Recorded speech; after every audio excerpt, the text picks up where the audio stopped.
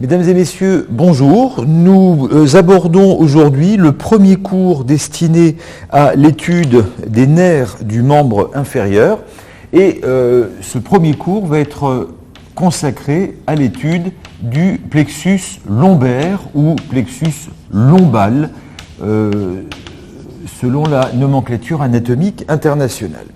Le plexus lombaire est constitué à partir des rameaux ventraux des 4 premiers nerfs spinaux lombaires. Je vous rappelle que si l'on prend une coupe horizontale de la moelle spinale, orientée ventralement et latéralement, avec un sillon ventral médian, un sillon latéral ventral, latéral dorsal et le sillon dorsal. Vous vous rappelez que en face du sillon latéral ventral émerge une racine ventrale de nerf spinal qui est purement motrice. Elle se place en face de la corne ventrale de la substance grise de la moelle spinale qui est constituée par des motoneurones. Et en arrière du sillon latéral dorsal se place l'émergence de la racine dorsale du nerf spinal, racine dorsale qui est, on le sait depuis le XVIIIe siècle et les travaux de François Magendie, purement sensitive, marquée par le ganglion spinal. De la réunion de la racine ventrale et de la racine dorsale naît le nerf spinal qui, à la sortie du foramen intervertébral, se divise pour donner un rameau ventral vers l'avant et un rameau dorsal vers l'arrière. Les rameaux dorsaux des nerfs spinaux se destinent à l'innervation des muscles et de la peau des régions paravertébrales en arrière, et les rameaux ventraux vont participer à la constitution des plexus. Vous en avez déjà étudié un avec le membre supérieur, c'est le plexus brachial, et au niveau de la partie thoracique de la moelle vont constituer les nerfs intercostaux. Et c'est donc bien à partir des rameaux ventraux, des 4 premiers nerfs spinaux lombaires, que va se constituer le plexus lombaire que nous allons donc matérialiser comme ceci. Le plexus lombaire va émettre des rameaux collatéraux qui vont se destiner à l'innervation de la paroi abdominale et auront un territoire sensitif au niveau de la racine du membre inférieur. Et le plexus lombaire émettra 2 branches terminales ou rameaux terminaux que sont les nerfs fémoral et obturateur, déjà largement étudiés dans les cours concernant les muscles de la cuisse. Le plexus lombaire se constitue de la manière suivante. Le rameau ventral du premier nerf spinal lombaire, L1, avec la participation du rameau ventral de TH12 qui forme le 12e nerf intercostal ou nerf subcostal. Ce rameau ventral de L1 va donner naissance à un premier rameau collatéral du plexus lombaire qui est le nerf ilio-hypogastrique. Par ailleurs, le rameau ventral de L1 va donner naissance à un deuxième rameau collatéral du plexus lombaire qui est le nerf ilio-inguinal. Donc, nerf ilio-hypogastrique et ilio-inguinal qui naissent principalement de la division du rameau ventral du premier nerf spinal lombaire. Puis, le rameau ventral de L1 et le rameau ventral du nerf spinal L2 vont se réunir pour donner naissance à un troisième rameau collatéral du plexus lombaire qui est le nerf génito-fémoral. Nerf génito-fémoral. Les rameaux ventraux des nerfs spinaux L2 et L3 vont échanger des fibres pour constituer le dernier rameau collatéral long du plexus lombaire, qui est le nerf cutané latéral de la cuisse. Les nerfs ilio-hypogastriques, ilio-inguinal, génito-fémoral et cutané latéral de la cuisse constituent des rameaux collatéraux longs du plexus lombaire, à distinguer des rameaux collatéraux courts qui vont participer pour l'essentiel à l'innervation du muscle psoas et du muscle carré des lombes. Les rameaux terminaux, je vais les représenter avec un autre jaune. Les rameaux terminaux du plexus lombaire sont le nerf fémoral et le nerf obturateur. Ces deux nerfs se constituent à partir des rameaux ventraux des nerfs spino-lombaires L2, L3 et L4. Le nerf fémoral constitue le rameau terminal du plexus lombaire qui va, rappelez-vous, être destiné à la loge antérieure, au groupe musculaire antérieur de la cuisse, et va avoir un territoire sensitif au niveau de la cuisse et au niveau de la jambe. Le nerf obturateur, constituant le deuxième rameau terminal du plexus lombaire, constituant quant à lui le nerf du groupe médial de la cuisse ou loge des adducteurs de la cuisse. Enfin, le rameau ventral du quatrième nerf spinal lombaire va participer avec le cinquième nerf spinal lombaire à la constitution du tronc lombosacré qui, lui, est intégré au plexus lombosacré que nous étudierons dans le cours suivant. Nous allons à présent décrire les rameaux collatéraux du plexus lombaire, puis nous aborderons les rameaux terminaux dans un paragraphe suivant. Les nerfs ilio-hypogastriques et ilio-inguinal, qui représentent les deux rameaux collatéraux les plus hauts du plexus lombaire, vont avoir un trajet qui est globalement parallèle, d'abord dans la paroi postérieure du tronc. Ces nerfs vont émerger, vous avez donc ici représenté une vue antérieure de la paroi abdominale postérieure, où sont représentées les vertèbres TH11 et TH12, sur lesquelles viennent se fixer ici la 11e et la 12e côte, qui sont des côtes flottantes, le diaphragme n'a pas été retiré. Vous avez ensuite les vertèbres lombaires, L1, L2, L3, L4 et L5, dont la troisième vertèbre L3 représente le sommet de la lordose lombaire, le sacrum, le coccyx qui vient être masqué partiellement par la symphyse pubienne, et nous avons placé l'os coxal droit qui s'articule ici avec le sacrum. Sur ces bases squelettiques ont été représentés les principaux muscles de la paroi postérieure de l'abdomen. Vous reconnaissez ici le muscle psoas qui s'insère sur les corps des vertèbres TH12 à L4 ainsi que sur les disques intervertébraux T12 L1 jusqu'au disque L4 L5 et qui forme ce fuseau oblique vers le dehors rejoignant le petit trochanter, rejoint par le muscle iliaque qui va tapisser ici la fosse iliaque. Vous avez en dehors du muscle psoas le muscle carré des lombes, représenté ici, tendu entre la 12e côte et le versant postérieur de la crête iliaque. Ce muscle carré des lombes présente également un chef transversaire qui s'insère sur les processus transverses des 4 premières vertèbres lombaires. Ces deux muscles vont, avec le squelette du tronc, constituer la paroi postérieure de l'abdomen. Nous avons un peu plus latéralement la paroi antérolatérale de l'abdomen qui est constituée de 3 plans qui sont de la profondeur à la superficie, le muscle transverse de l'abdomen, le muscle oblique interne de l'abdomen et le muscle oblique externe de l'abdomen.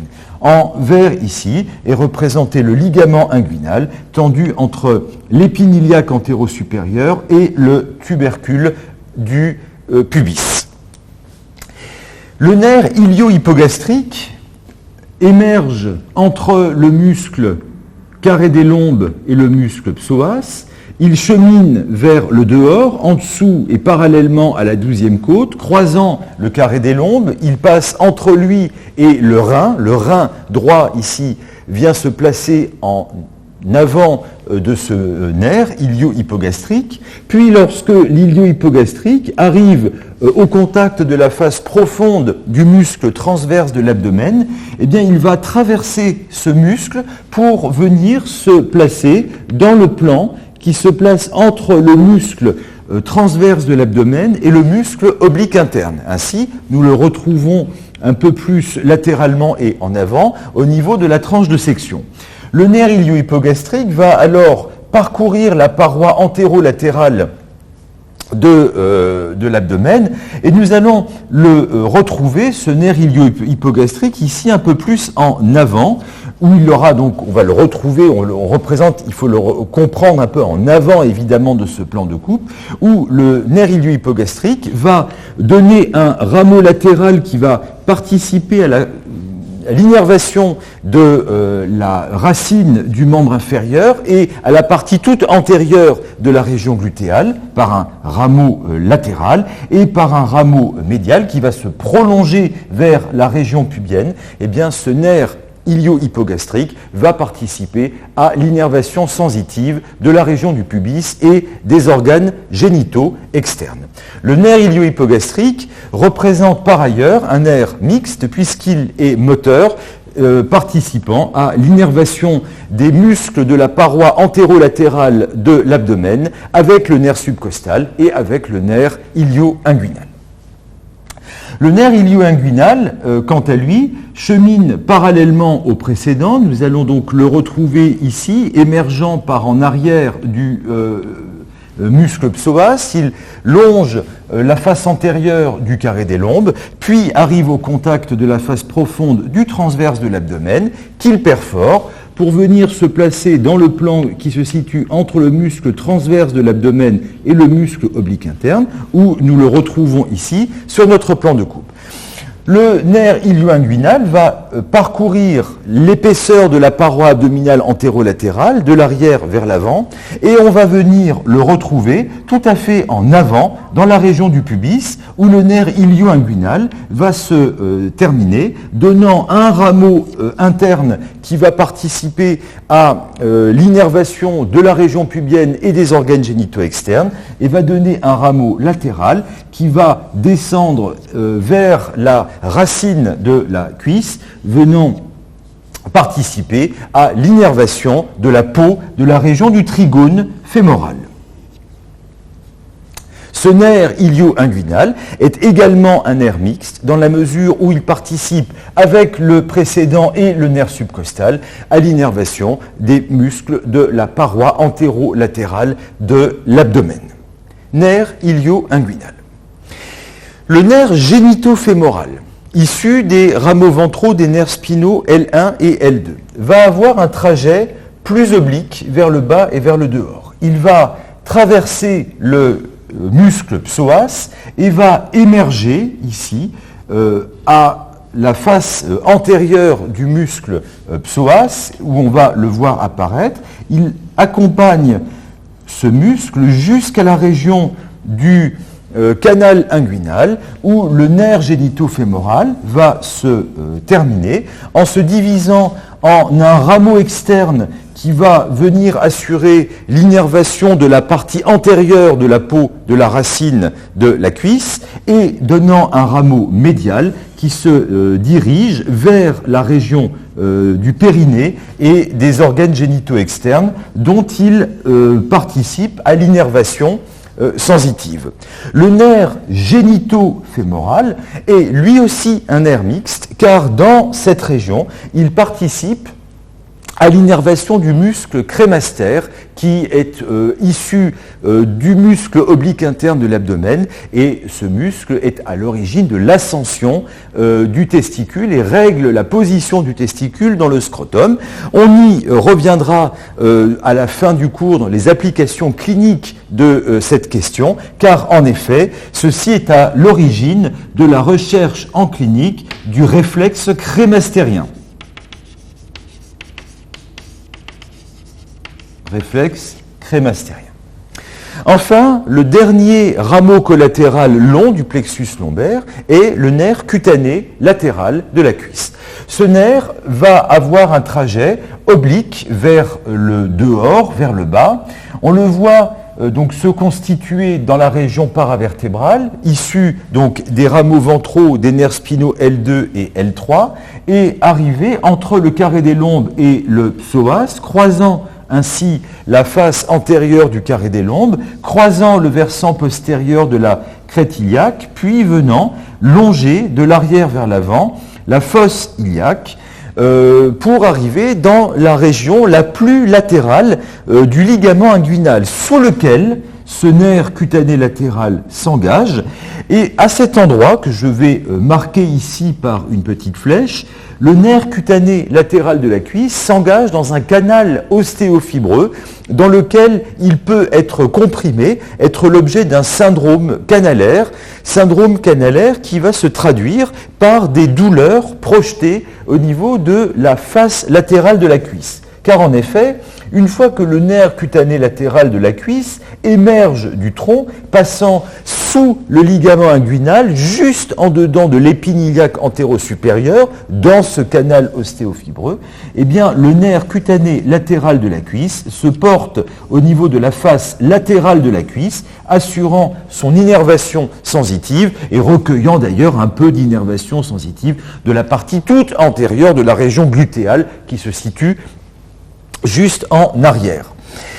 Les douleurs qui sont liées à la compression du nerf cutané latéral de la cuisse dans ce canal ostéofibreux, qui est un peu comparable au canal carpien en quelque sorte, eh bien, donne en clinique ce que l'on appelle la méralgie paresthésique de Roth.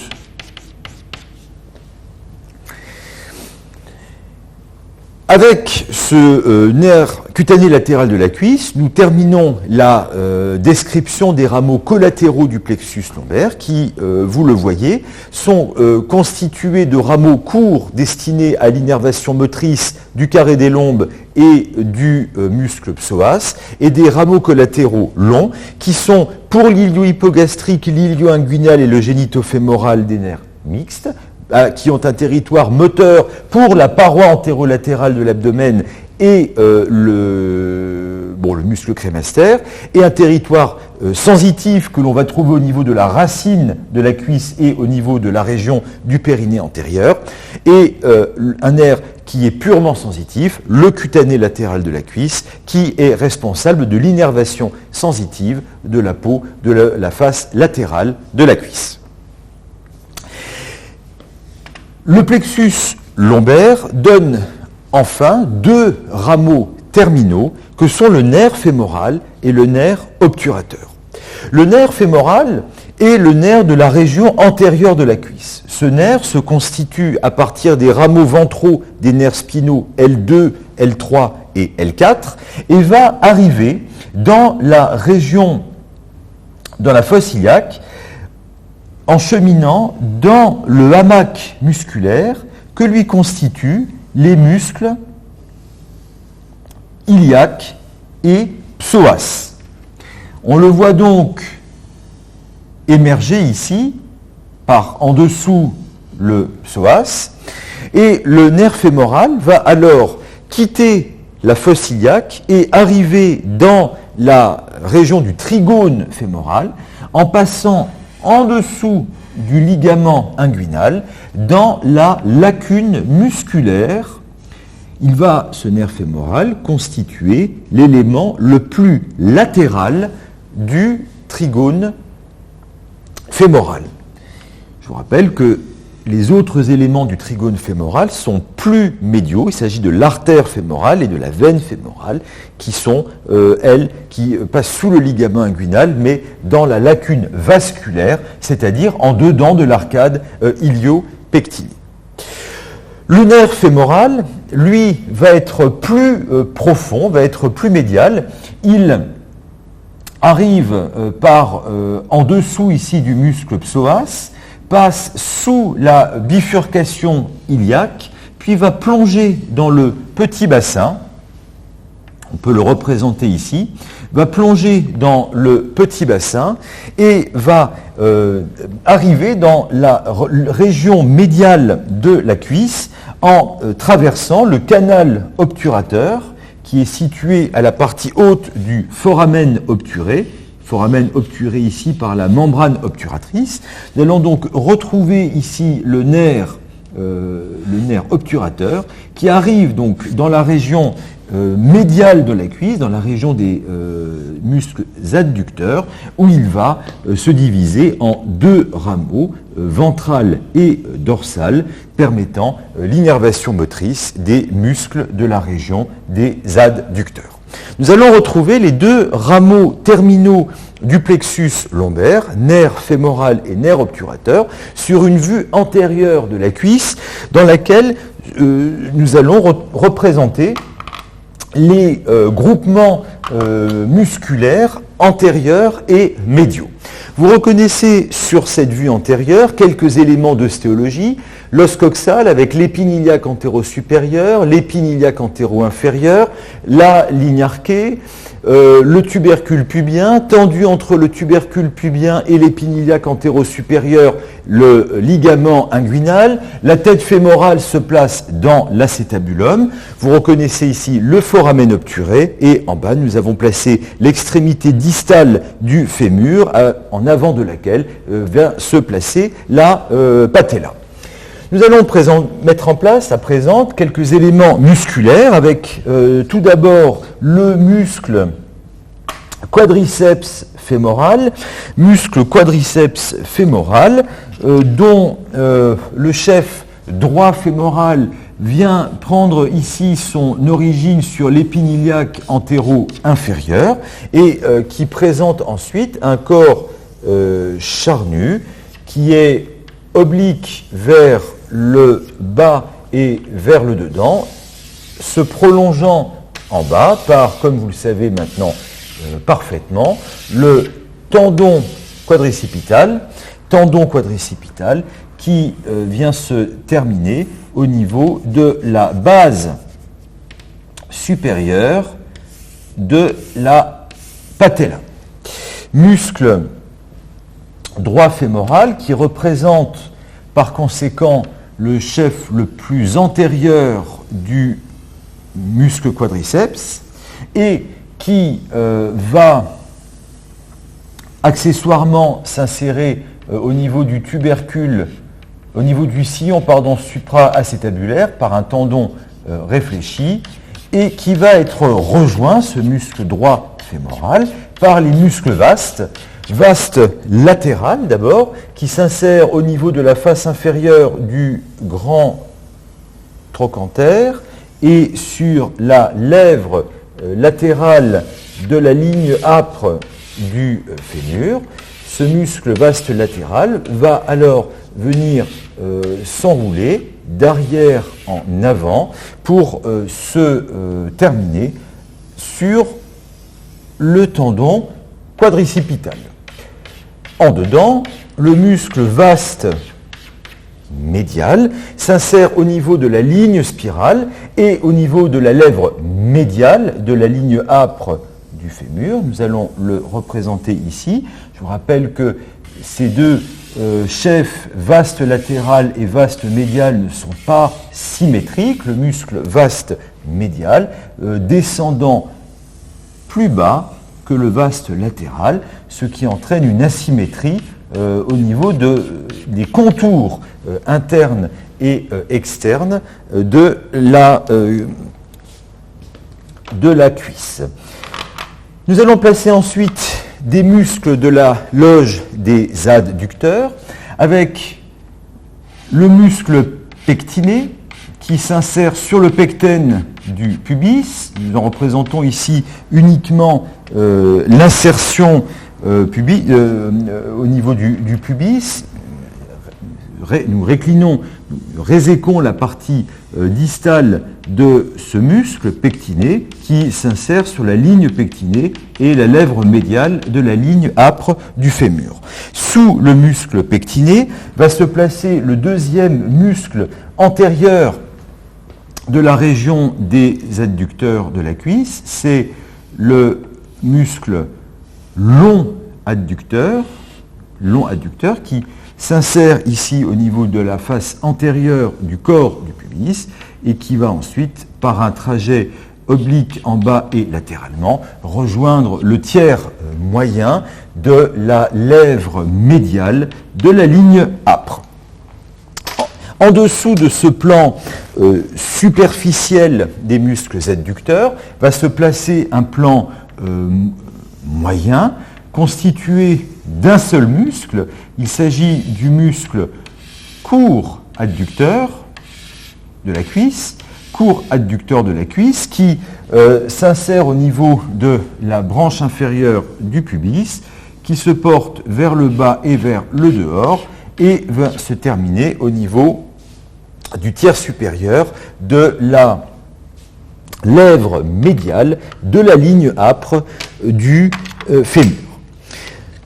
En arrière du muscle court adducteur, le grand adducteur va constituer l'élément le plus profond de la loge des adducteurs, présentant, comme nous l'avions décrit, une portion oblique constituée d'un chef ou d'un faisceau antérieur et d'un faisceau postérieur, et présentant une portion verticale, c'est le faisceau inférieur du grand adducteur qui délimite avec le faisceau précédent l'hiatus du grand adducteur dans lequel nous avions montré l'artère et la veine fémorale qui se terminaient pour devenir vaisseau poplité. Nous pouvons placer pour mémoire le muscle obturateur externe qui s'insère au niveau du pourtour antérieur du foramen obturé, de la membrane obturatrice, et qui passe en arrière ici du col fémoral pour se terminer à la face médiale du grand trochantère. Ce muscle fait partie des pelvis trochantériens et, comme tous les pelvis trochantériens, est rotateur latéral de la hanche, muscle obturateur externe. On placera ensuite un élément qui est important pour l'anatomie topographique de la région, c'est le muscle sartorius. Muscle sartorius qui prend son insertion d'origine au niveau, on va le représenter ici en orange, au niveau de l'épine iliaque antéro-supérieure, muscle sartorius, qui se porte ensuite verticalement vers le bas, vers le dedans, qui s'enroule autour de la cuisse, qui présente donc dans un premier temps un trajet oblique vers le bas et vers le dedans, puis il gagne ce muscle sartorius le bord médial de la cuisse, où il se place dans un trajet qui est plus vertical, amenant ce muscle alors à se prolonger par un tendon cylindrique qui vient rejoindre le condyle tibial médial, constituant le plan le plus superficiel des muscles de la patte doigt. Muscle sartorius, et en arrière du muscle sartorius peut venir être représenté maintenant le muscle gracile qui marque le modelé médial de la cuisse et qui, ce muscle gracile, constitue le plan moyen des muscles de la patte doigt. On complétera et on terminera ce dessin en replaçant pour mémoire ici le muscle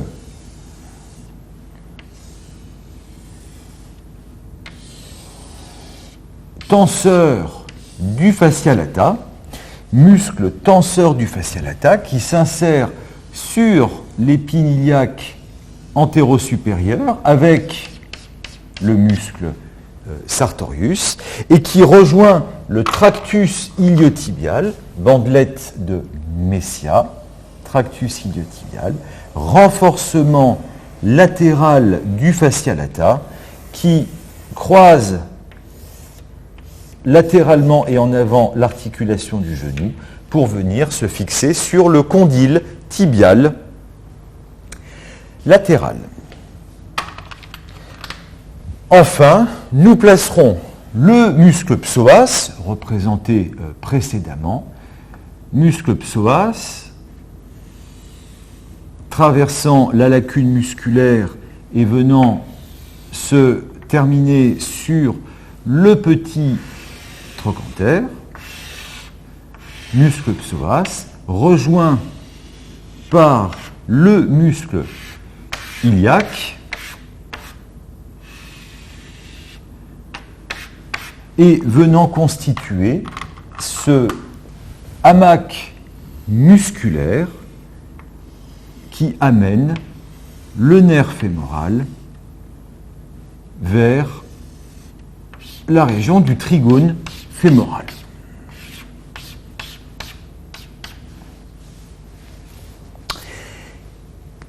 Ça fait beaucoup de muscles. Alors, nous allons donc maintenant placer le nerf fémoral qui se constitue à partir des rameaux ventraux des nerfs spinaux L2, L3 et L4, qui traverse la fosse iliaque en se plaçant entre le muscle iliaque et le muscle psoas, et qui, avec ces deux muscles, arrive sous le ligament inguinal, sous lequel il s'engage en cheminant dans la lacune musculaire. Cela amène donc le nerf fémoral dans la partie latérale du trigone fémoral, où le nerf fémoral va très rapidement se terminer. Le nerf fémoral, en effet, se divise 1 à 2 cm en dessous du ligament inguinal et va se terminer en donnant 3 types de rameaux, comme nous l'avions vu. Des rameaux d'abord musculaires, qui vont se destiner aux différents chefs du muscle quadriceps, qui se destinent au muscle sartorius, muscle quadriceps et sartorius étant les deux muscles de la loge antérieure de la cuisse, mais également le nerf fémoral, d'un point de vue moteur, va participer à l'innervation du muscle pectiné. Ça, on l'avait étudié dans le cours sur les muscles de la cuisse. Et chose que je ne vous avais pas dite, parce que c'est accessoire, mais si le muscle long adducteur est essentiellement innervé par l'obturateur, eh bien ce muscle reçoit de manière accessoire quelques rameaux du nerf fémoral. Le nerf fémoral va ensuite donner des rameaux sensitifs, et ces rameaux sensitifs vont se destiner à la peau, à l'innervation sensitive de la peau de la face antérieure de la cuisse. Un dernier type de rameaux terminaux du nerf fémoral, eh bien, c'est le nerf saphène. Le nerf saphène prolonge le nerf fémoral et va accompagner les vaisseaux fémoraux, l'artère fémorale en l'occurrence, dans le trigone fémoral, puis dans le canal fémoral, le canal des adducteurs, décrit par Hunter. Et dans la partie basse de ce canal des adducteurs, le nerf saphène va se désolidariser en quelque sorte des vaisseaux fémoraux, parce que, au contraire des vaisseaux fémoraux qui passent dans le hiatus du grand adducteur et arrivent dans la région poplitée, eh bien le nerf saphène, lui, va passer entre le muscle sartorius et le muscle gracile, ce qui l'amène à quitter les régions profondes de la cuisse pour venir se placer dans les espaces superficiels de la face médiale de la jambe, accompagnant la veine grande saphène et recueillant la sensibilité de la peau de la face médiale de la jambe. Ainsi, sur cette représentation du membre inférieur dans sa totalité, avec la cuisse, la jambe et le pied, nous pouvons placer le territoire sensitif du nerf fémoral après avoir rappelé les territoires sensitifs des rameaux collatéraux du plexus lombaire. Nous avons ici, au niveau de la face latérale de la cuisse, le territoire cutané sensitif du nerf cutané latéral de la cuisse qui innerve la peau du bord latéral de la cuisse, visible ainsi en avant, mais on le reverra dans un cours suivant sur une vue postérieure. Nous avons en haut, de façon plus réduite, le territoire qui dépend du rameau externe du nerf ilio-hypogastrique. Nous avons ensuite, à la partie antérieure ici de la racine de la cuisse, le territoire qui correspond au rameau latéral du nerf génito-fémoral,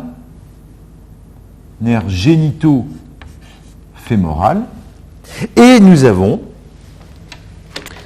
tout à fait médialement ici le territoire cutané dépendant de la branche latérale du nerf ilio-inguinal.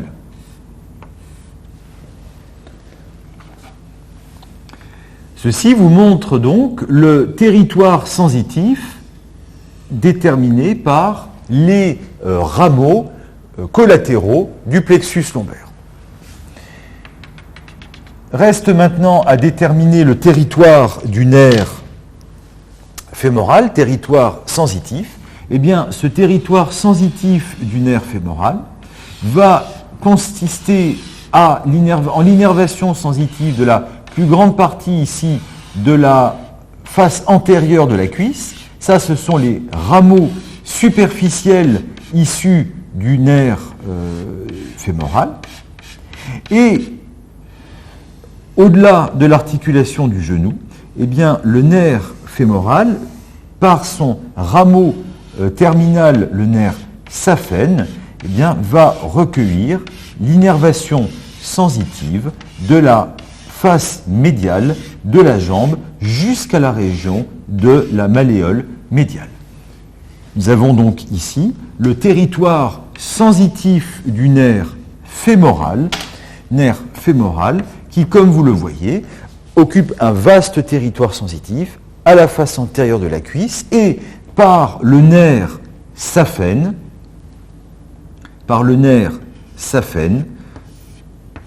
recueille la sensibilité de la face médiale de la jambe.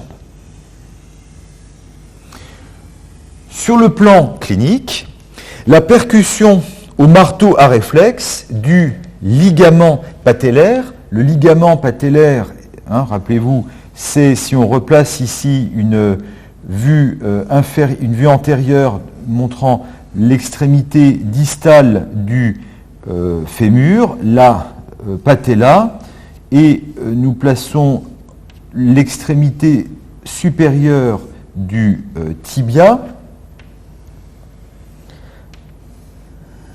avec la tête ici de la fibula, la tubérosité du tibia.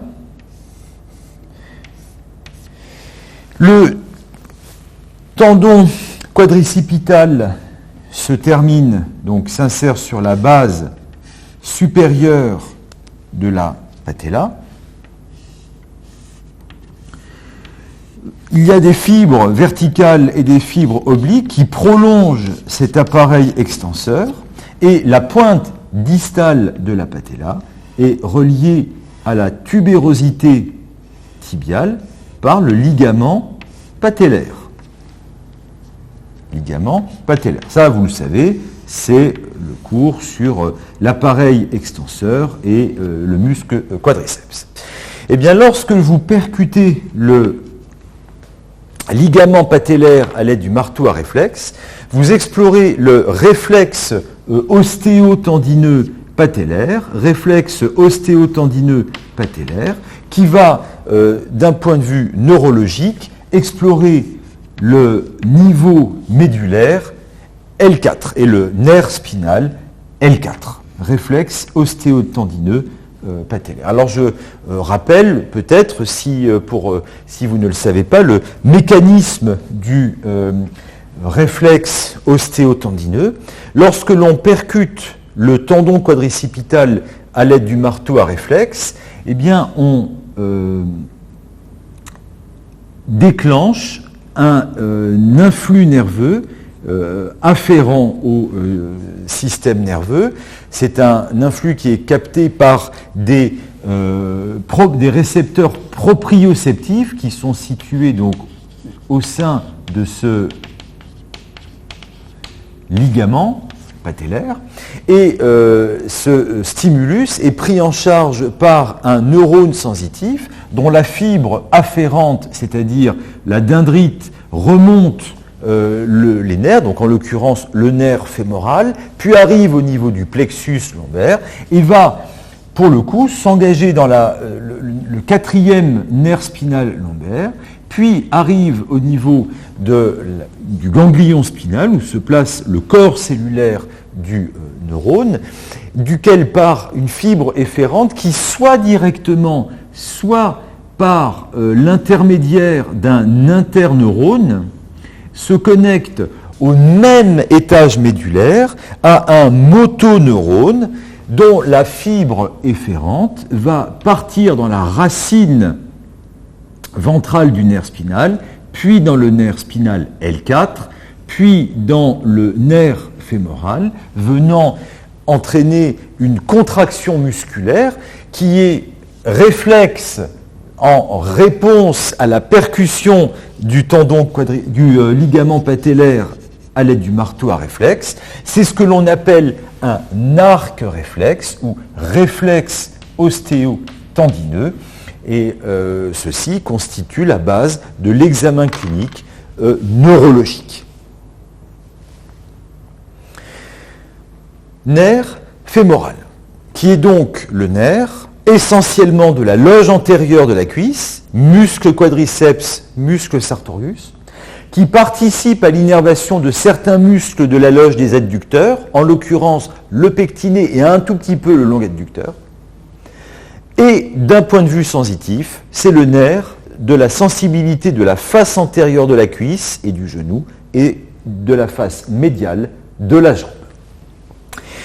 Le nerf obturateur constitue le dernier rameau terminal deuxième et dernier rameau terminal du plexus lombaire. Ce nerf, on l'a vu, plonge dans le petit bassin et va arriver dans la région des adducteurs en traversant le foramen obturateur dans le canal obturateur. Ce nerf arrive donc dans la région des adducteurs et va se diviser très rapidement, donnant deux rameaux. Un rameau superficiel ou antérieur, rameau superficiel ou rameau antérieur, qui passe en avant du muscle court adducteur et donne un rameau profond ou rameau dorsal qui passe en arrière du muscle court adducteur. Nerf obturateur. Le rameau antérieur ou superficiel du nerf obturateur, va se distribuer au muscle obturateur externe, au muscle pectiné, au muscle long adducteur, dont il représente le nerf principal.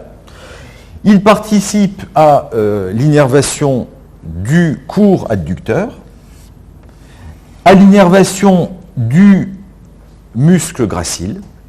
Et enfin, ce rameau superficiel antérieur du nerf obturateur donne un rameau sensitif, cutané, qui traverse le fascia lata et va assurer l'innervation sensitive d'un territoire cutané à la face médiale de la cuisse au-dessus du genou.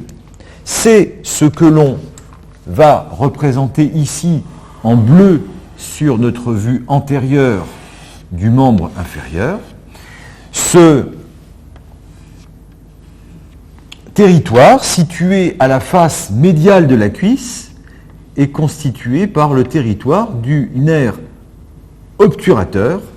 Et ceci est important car des pathologies du nerf obturateur, et en particulier des pathologies ou des compressions dans son trajet pelvien, et ça c'est tout à fait typiquement des compressions par des kystes de l'ovaire par exemple chez la femme jeune, eh bien peuvent se traduire par des déficits sensitifs ou des douleurs qui vont se projeter à la face médiale de la cuisse, au-dessus du genou, alors qu'il n'y a pas de pathologie locale de ce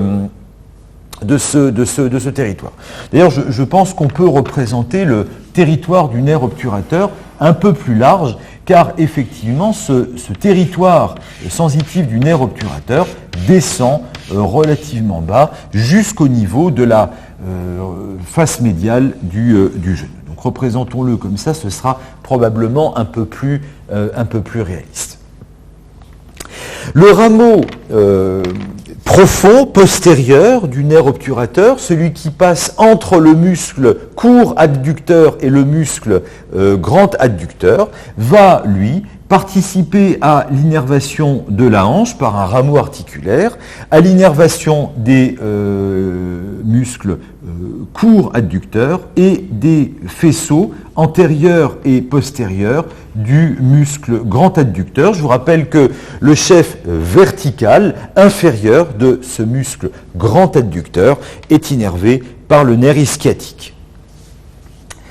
Ainsi donc, le nerf obturateur est le nerf qui, sur le plan moteur, est le nerf de la loge des adducteurs, innervant l'obturateur externe, le pectiné, le long adducteur, le court adducteur, la partie oblique du muscle grand adducteur et le muscle gracile. Et sur un plan sensitif, le nerf obturateur étant lui aussi un nerf mixte, eh bien il tient sous sa dépendance un territoire cutané à la face médiale de la cuisse. Nous en avons donc terminé avec la description des éléments du plexus lombaire. Le plexus lombaire est donc constitué par les anastomoses des rameaux ventraux des 4 premiers nerfs spinaux lombaires, L1, L2, L3, L4.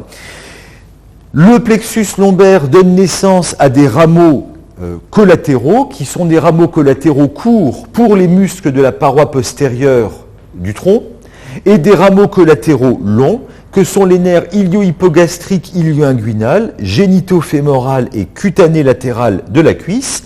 Les 3 premiers sont des nerfs mixtes qui contribuent à l'innervation d'un territoire cutané à la racine de la cuisse, au niveau de la racine de la cuisse, et qui, sur le plan moteur, participe à l'innervation des muscles de la paroi antérolatérale de l'abdomen et aux muscles crémastères, et ceci est à l'origine de la recherche du réflexe crémastérien, dont j'avais parlé au début de ce cours. Le réflexe crémastérien est un peu comparable avec un réflexe ostéotendineux. Il ne se recherche bien sûr pas au marteau à réflexe. Il s'agit de stimuler avec, à la palpation, la peau de la face antéro-médiale de la cuisse au niveau du territoire du nerf génito-fémoral et du nerf ilio-inguinal qui correspondent pour l'essentiel eh bien, au niveau médulaire L1, et cette stimulation sensitive, par un mécanisme comparable à celui du réflexe ostéotendineux, va entraîner une contraction des muscles de la paroi abdominale et en particulier du muscle crémaster, ce qui entraîne une ascension du testicule. Ce réflexe crémastérien qui recherche une ascension testiculaire homolatérale consécutive à la stimulation cutanée de la partie antéromédiale de la racine de la cuisse, explore la racine L1, le niveau médulaire L1. Le nerf cutané latéral de la cuisse constitue un rameau collatéral sensitif pur, responsable de l'innervation sensitive de la peau de la face latérale de la cuisse. Le plexus lombaire donne ensuite deux rameaux terminaux, le nerf fémoral et le nerf obturateur. Le nerf fémoral, ces deux rameaux terminaux d'ailleurs sont issus des rameaux ventraux des nerfs spinaux L2 à L4. Le nerf fémoral, eh bien, c'est le nerf de la loge antérieure de la cuisse, étant donc responsable de l'innervation essentiellement du quadriceps et du sartorius. Et sur le plan sensitif, le territoire sensitif du nerf fémoral comprend la peau de la face antérieure de la cuisse et de la face médiale de la jambe. Sur le plan clinique, la recherche du réflexe ostéotendineux consiste à percuter avec le marteau à réflexe le ligament patellaire, recherchant donc une contraction réflexe du quadriceps, c'est-à-dire une extension du genou. Le réflexe ostéotendineux quadricipital va explorer la racine, le niveau médulaire L4. Le nerf obturateur, deuxième rameau terminal du plexus lombaire, et le nerf du groupe médial de la cuisse, c'est le nerf des adducteurs. C'est un nerf qui va être responsable de l'innervation des muscles obturateurs externes, pectinés, long adducteur, court adducteur, partie oblique, c'est-à-dire les faisceaux antérieurs et postérieurs du muscle grand adducteur, et l'innervation du muscle gracile. Et sur le plan sensitif, eh bien, le nerf obturateur présente un rameau sensitif qui véhicule la sensibilité de la peau de la face médiale de la cuisse au-dessus du genou, ce phénomène pouvant expliquer des douleurs projetées au niveau de la face médiale de la cuisse et du genou liées à des pathologies pelviennes. Il faut toujours savoir y penser. J'espère avoir été suffisamment clair dans cette présentation du plexus lombaire. Le prochain cours portera sur l'étude du plexus lombosacré, du nerf ischiatique et de ses rameaux terminaux. Je vous remercie de votre attention et vous souhaite